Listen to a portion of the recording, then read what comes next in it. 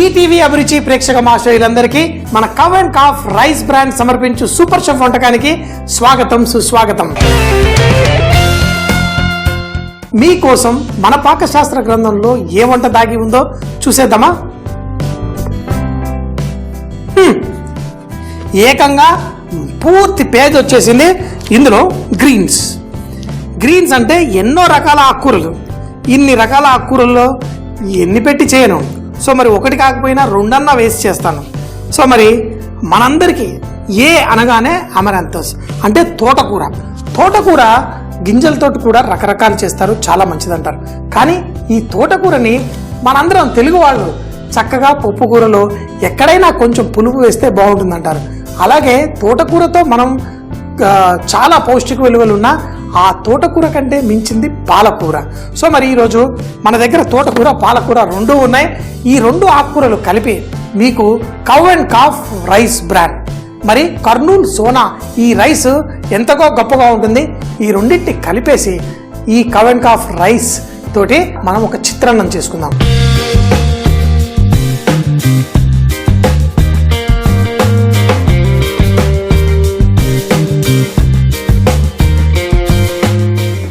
Rice చూడండి, ఏదో polish చేసినట్టు అలా కాకుండా చక్కగా బ్రహ్మాండంగా ఉంది.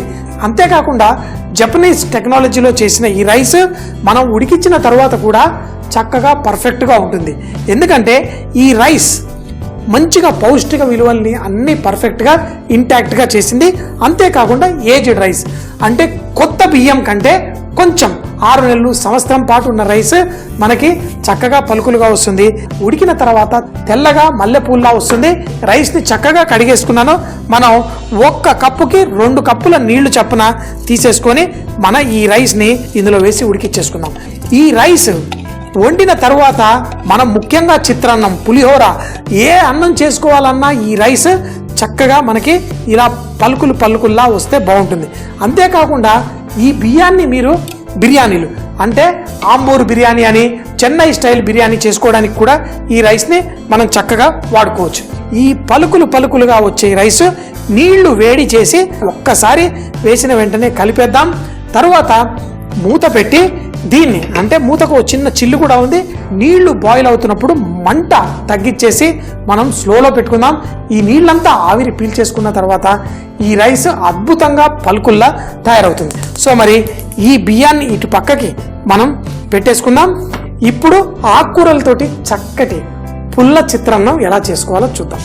పుల్ల చిత్రాన్నం అంటే పులుపు మనం పులిహోర ఇలా చేసుకోవడానికి వాడతాం. కానీ ఒక ఆకుకూర పుల్లటి కూర చేయడానికైతే మనం ఇప్పుడు చింత చిగురు కానీ లేకపోతే చుక్క కూర కానీ ఇవి సహజంగా పుల్లగా ఉంటాయి.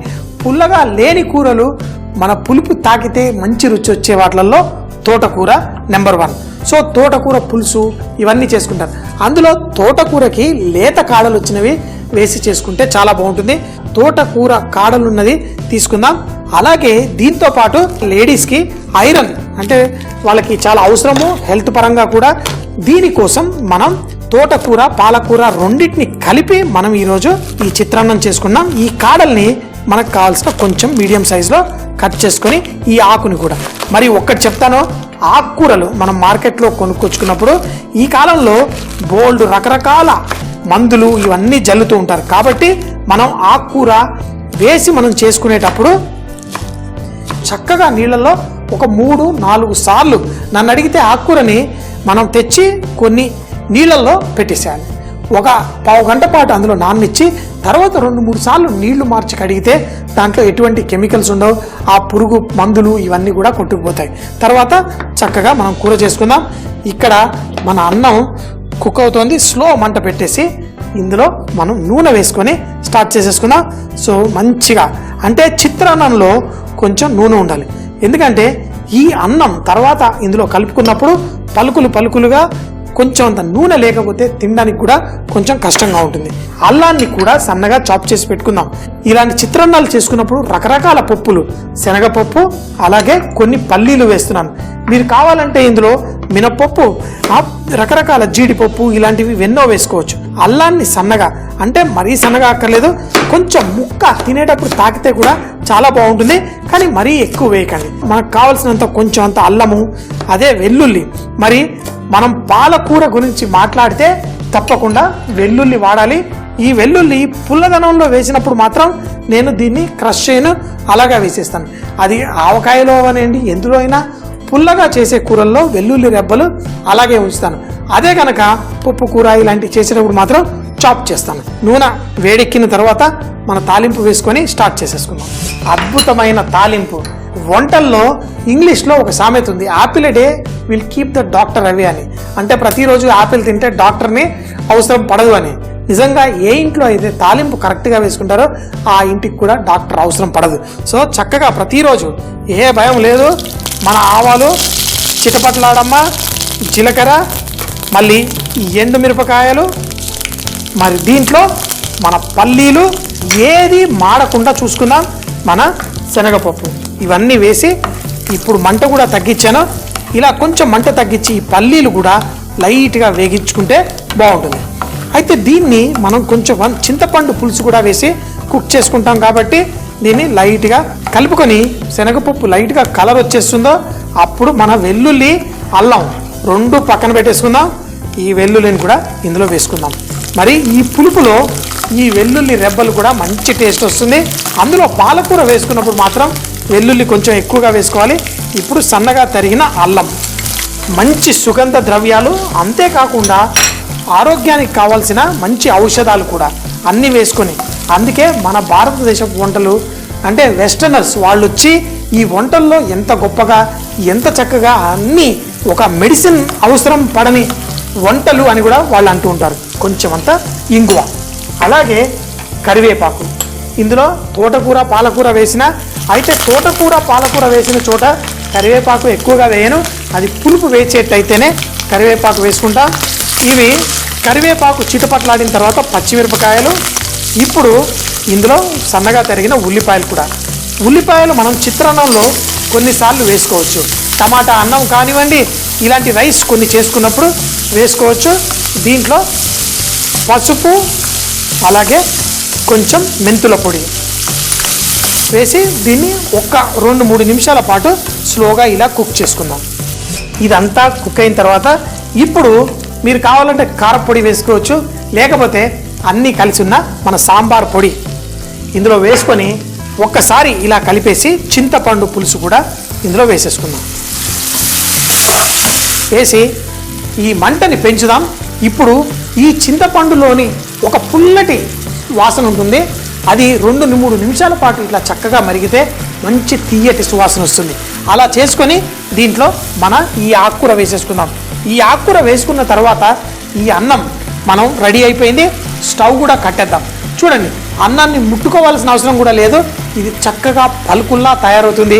అది ఓన్లీ మన కవ్ అండ్ కాఫ్ మన రైస్ బ్రాండ్ రైస్ తోటే సాధ్యం. పుల్లటి కూర రెడీ అవుతుంది.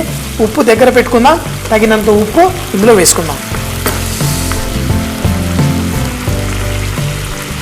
ఉప్పు వేసేసి చక్కగా ఇలా కుక్ చేసుకుందాం. ఇది కొంచెం చిక్కబడుతున్నప్పుడు తోటకూర పాలకూర మనకు కావలసిన ఆ పౌష్టిక విలువలు, ఐరన్ అన్నీ చక్కగా వచ్చేసాయి. మరి ఆకుకూర వేసిన తర్వాత పెద్దగా మనం కుక్ చేయాల్సిన పని లేదు. ఈ రంగు చక్కగా ఉండాలి అంటే ఇలా మూత పెడితే రంగు ఉండదు, ఆ ఆకుకూర రంగు మారిపోతుంది. అందుకని చెప్పి దీనిపైన మూత పెట్టకండి, ఇలాగే ఈ ఆకుకూరతో పాటు చక్కగా కుక్ చేయండి. మన రైస్ కూడా రెడీగా ఉంది, దీనిపైన వేసేసుకుందాం. కాకపోతే ఇది ఒక్కసారి ఆకుకూర కుక్ అయిందంటే దగ్గరికి అయిపోతుంది. అప్పుడు దీంట్లో మన రైస్ వేసి చేసేసుకుందాం.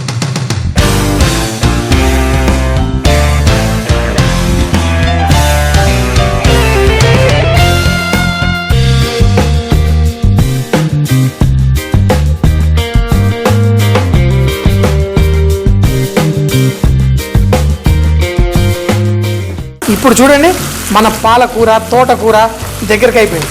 తోటకూర పులుసు ఉంది, ఏం ప్రాబ్లం లేదు. మరి అన్నాన్ని కొంచెం కూడా కదలపకుండా చేశాను.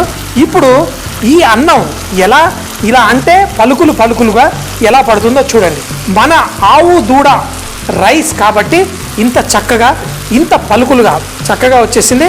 వేడి మీద ఉండకంటే కొంచెం చల్లారిన తర్వాత కలుపుకుంటే పర్ఫెక్ట్గా ఉంటుంది. ఇప్పుడు ఈ రైస్ని చక్కగా స్టవ్ కట్టేద్దాం, మూత పెట్టేద్దాం. స్టవ్ కూడా కట్టేసాను. ఒక 2 నిమిషాలు ఆగి చక్కగా కలుపుకుందాం.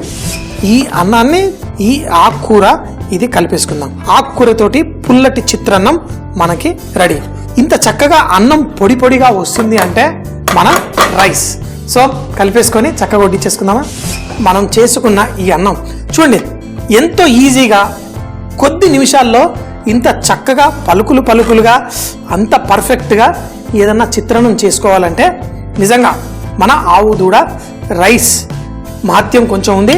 దీన్ని రుచిగా ఆ ఉప్పు అదంతా వేసుకోవాలి అంటే అది మీ చేతిలోనే. కొన్ని వెల్లుల్లి, నాకు ఇష్టమైన వెల్లుల్లి రెబ్బలు అన్నీ ఏరి వేసుకుంటాను. కానీ ఈరోజు చక్కగా ఈ వెల్లుల్లి రెబ్బలు మన ఈ ఆకుకూరతోటి పుల్లటి చిత్రాన్నం రెడీ అయిపోయింది. మరి టేస్ట్ చేసేద్దామా. ఈ చిత్రాన్నంలో మన పల్లీలు అన్నీ, ముఖ్యంగా పులుపు అనేసరికి మనకి తోటకూర చక్కగా పోతుంది. మన పులుపుతోటి టమాటా చిత్రాన్నం ఎన్నో చేసుకుంటాం, కానీ ఇలా ఉల్లిపాయలు వేసి చేసుకున్నప్పుడు ఆ ఉల్లిపాయల రుచి కూడా ఈ తోటకూరతోటి భలే అద్భుతమైన టేస్ట్ వస్తుంది. ఎంతో పర్ఫెక్ట్గా ఎంతో టేస్టీగా చాలా బాగుంది. దీని సువాసన కూడా అదిరిపోయింది. ఆకుకూరతో పుల్లటి చిత్రాన్నం తయారు చేయడానికి ముందుగా స్టవ్ పై ప్యాన్ పెట్టి 1 కప్పుకి 2 కప్పుల నీళ్లు వేసుకొని చక్కగా కడిగిన రైస్ ని అందులో కడిగి వేసి చక్కగా ఉడకనివ్వాలి. నీళ్లు అయిపోయేంత వరకు ఉడికిచ్చి పెట్టుకోవాలి. తర్వాత మరొక ప్యాన్ పై నూనె వేసి ఆవాలు, జీలకర్ర, ఎండుమిరపకాయ, పల్లీలు, శనగపప్పు అలాగే వెల్లుల్లి రెబ్బలు కూడా వేసి చక్కగా వేగనివ్వాలి. అల్లం ముక్కలు, ఇంగువ, కరివేపాకు కూడా వేసి వేగిన తరువాత పచ్చిమిరపకాయలు, ఉల్లిపాయ ముక్కలు, పసుపు వేసి ఒక 2-3 నిమిషాలు కుక్ చేసుకోవాలి. ఇప్పుడు ఇందులో సాంబార్ పొడి అలాగే చింతపండు రసం కూడా వేసి తగినంత ఉప్పు కూడా వేసి చక్కగా ఉడకనివ్వాలి. ఇలా ఉడికిన తరువాత ముందుగా కట్ చేసుకున్న తోటకూర, పాలకూర కూడా ఇందులో వేసి కలుపుకోవాలి. మూత పెట్టకుండా కొంచెం సేపు కుక్ చేసి దగ్గరికి చక్కగా కుక్ అయిన తరువాత మంచిగా ఉడికిన ఆవు దూడ కర్నూలు సోనా మసూరి రైస్ ఇందులో వేసి చూపించిన విధంగా కలుపుకొని వేడిగా వడ్డించుకుంటే చాలా రుచిగా ఉంటుంది మన ఆకుకూరతో పుల్లటి చిత్రాన్నం. మన ఈటీవీ అభిరుచి వంటల ప్రోగ్రామ్ లో ఎన్నో అద్భుతమైన వంటల ప్రోగ్రామ్స్ ఉన్నాయి. మరి ఆ రెసిపీలు అన్ని చూస్తూ ఉంటాం, కానీ కొన్నిసార్లు రాసుకోలేము, కొన్నిసార్లు అవి గుర్తు కూడా ఉండవు.